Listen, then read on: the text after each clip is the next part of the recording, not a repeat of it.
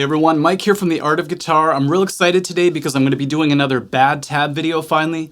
A lot of people have been asking about these and it's been a long time since I've made one, so like I said, I'm real excited about this. I was able to find a vintage Judas Priest tab book. Check this out. It's not specific to one album, but it's basically a whole bunch of different songs from different albums. And what I love about this book is right on the cover, right away it says, "Play It Like It Is Guitar." That was a popular series back in the day. And once you start to try to learn out of the book, try to learn some riffs, some licks, you start to realize that they may have exaggerated that claim a little bit. But this book is really interesting. I started looking through it, I'm like, okay, the first half is all sheet music, notation, lyrics, and then the second half is the tablature half. And it's funny because it's not entire songs tabbed out, it's just little parts of each song, kind of like the Iron Maiden books. So you just have to hope that if there's a certain lick or riff that you want to learn, that it's tabbed out for you. Maybe they decided not to actually transcribe that part and then you're just out of luck. But there are a lot of pictures in here, there's a poster, there's an interview, so you got quite a bit from this book for just $9.95 back then. Everything except for accurate tab, as we'll see soon. I'm also using for my page holder today this Thrashmaster pedal from DOD. When I was younger, I always wanted this pedal. I just thought it looked really cool and it sounds great too. But I'll do a video on this later, but for today it's just going to be my page holder. Oh, and I threw on a leather jacket and a spike bracelet just because it's a Judas Priest video, so I thought it would kind of fit the vibe. Okay, let's get to it. So what I want to do is I want to pretend that I just bought this book.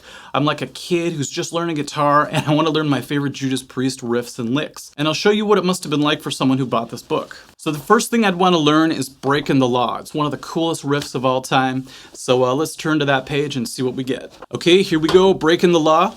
Now, right away, I'd be very disappointed if I knew nothing about reading music because it's all in notation on this part of the book. So we have a bunch of chord charts at the top, and then we have actual notes. Now, I can read music, so I'm going to play what's on there just to show you.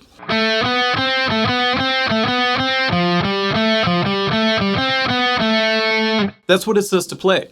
Now, it sounds right, but it's an octave too high. It's really supposed to be like this.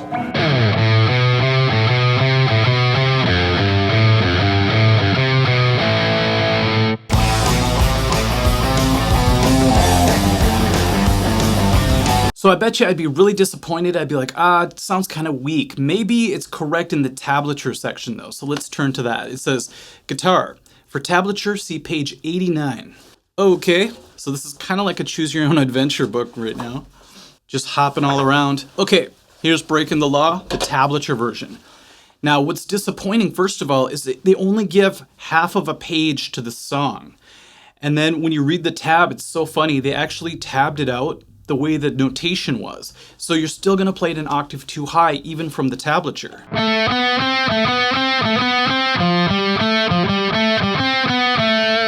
Could you imagine playing that for your friends who want to hear you play Breaking the Law? And they're just like, it just sounds kind of weak or something like that. And you're like, it has to be right. It's in the book. So then I'd be like, okay, I'll just move on to another song that I love, Living After Midnight. I've always wanted to play that main riff and I want to play some of the solo maybe. So let's turn to that. I'd be a little bit confused when I first looked at this because it's Living After Midnight. They have a bunch of chord charts.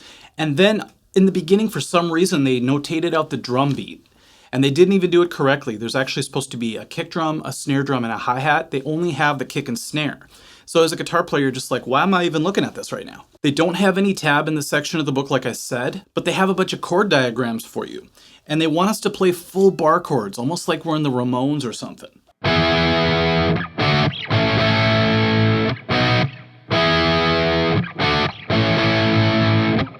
That sounds way too happy to be a Judas Priest riff. It's really supposed to be power chords like this.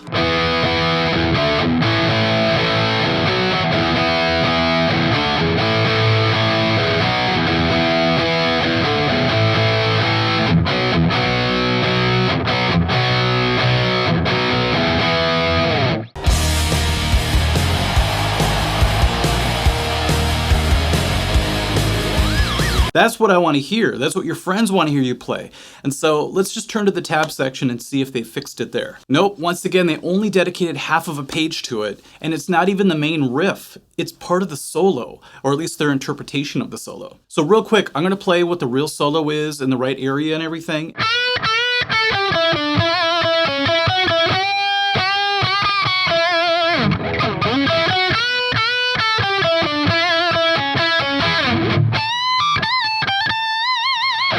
Such a screaming solo. Okay, but the book says to go like this.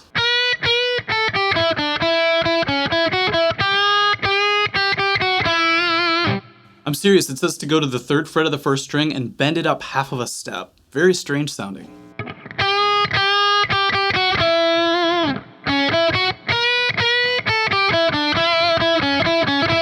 Now the first half of that is actually somewhat forgivable. You know, if you're at a bar and you've had a few drinks, that might actually pass.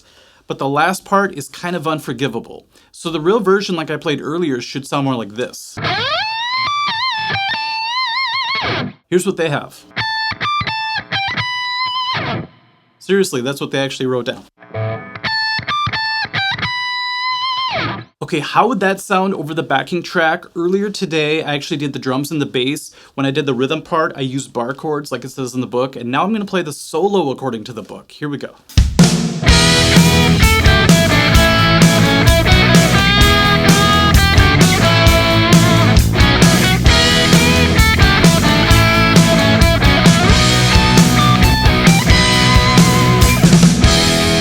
I laughed so hard the first time I played that to that backing track because I tried to picture the audience watching you play and their enthusiasm just sort of melting off of their faces. All right, now let's choose a riff from a less well-known song. The song is called Evil Fantasies, and the beginning riff is actually really cool. It sounds like a Zeppelin riff. If you listen to the first 15 seconds of the song and the beat kicks in, it's a halftime beat, you would swear it's a Zeppelin tune. It goes like this.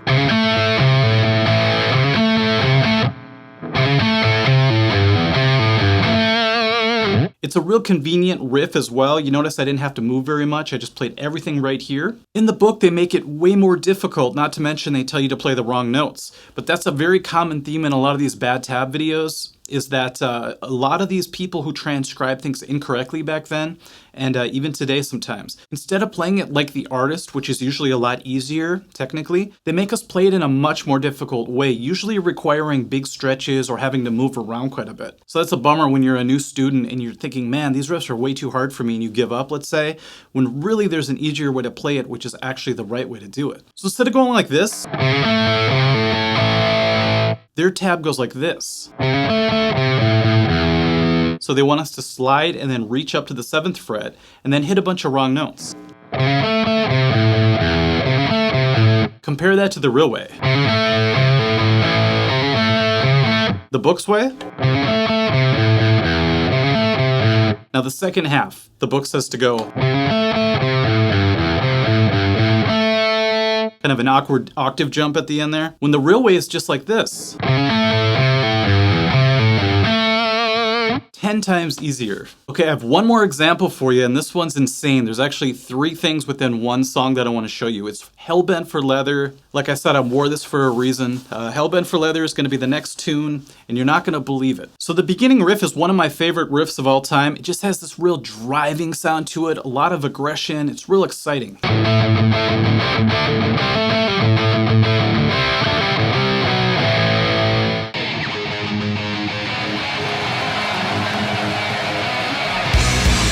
I always get a boost of adrenaline whenever I play that riff. The book, for some reason in the beginning, has this. I don't know why that's even in the transcription because I don't hear that in the song anywhere. So I figure the next line is actually where they tried to do the main riff. So here's what they have.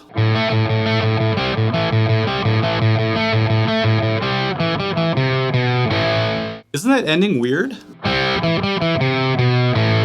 And you might think, well, you're not palm muting it. First of all, the book doesn't tell you where to palm mute. Back then, they often neglected writing in where to palm mute. You just either had to guess or you had to know. Second of all, even if I do palm mute it, it still sounds very strange.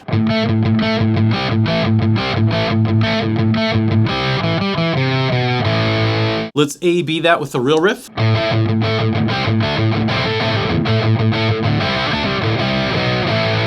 Now I have to give them some credit. The next riff during the chorus, the little triad climb, is actually pretty close. They have us starting out correctly. But then for some reason they want us to do these big jumps that make no sense. And they specifically say to flatten the finger over this one part. So now, there's no reason to play it that way when you could just do it the way Judas Priest plays it. Open So they keep it all down here, which makes it way easier. And I actually saved the best part, actually the worst part, for last. There's a tapping section in this solo. And I don't think whoever transcribed this realized that tapping exists or something. It's very strange, because all you really have to do is this. It's almost like a beginner's tap. You know, the tap, pull off, hammer. Tap, pull off, hammer. Even someone who's only been playing for a short time could usually do something close to that. But whoever transcribed this book thought that it was actually 3 notes being picked. And not only that, they tell us to hold the chord. Like they want us to keep our fingers where they're at. So you end up with all these notes bleeding over each other, not to mention it's impossible, at least for me, to pick that fast. There's just no way to do it unless maybe I Travis pick it somehow. But do you hear how everything's just bleeding over each other and it just sounds like a mess?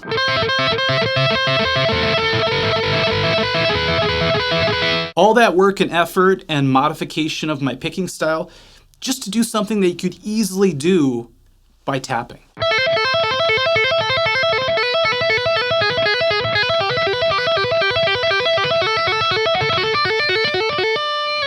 Once again, I feel so bad for that beginner who's trying to pick it up to speed and is just getting really frustrated. And as you know, that's a huge reason why I do these bad tab videos, to kind of bring some relief to people that thought they just sucked. Like, man, there's no way I could play with these legends play. I mean, look at that tablature, it's impossible. That's why I feel really good when people leave comments on these videos and say like, you know, you made me feel a lot better because I thought I was just horrible and I wanted to give up guitar. And I guess the silver lining to this is that if you have really bad tablature, if you know it's bad, you put it away and hopefully you can learn by using your ear. Nowadays, it's so much easier. That's why I'm trying not to be too hard on these transcribers, because nowadays I could just go on YouTube and I could find an isolated track of a solo. I could see them play it live. I could slow it down. I could do all sorts of stuff. But back then they didn't have that sort of technology to be able to do what we do easily today on our own computers. So I hope that was fun to watch. It was a lot of fun for me to go back and relearn some of these licks and riffs, the real way and the way the book says to do them. It's always a challenge, especially that last Travis picking part. Anyhow, thank you so much for watching this video, and if you want to leave a comment on any bad tab experiences you've had, maybe in old books like this or even newer materials. Sometimes you go online and things are just messed up. Let me know what your experience is, and I guess we'll catch you later. Thanks. Bye-bye.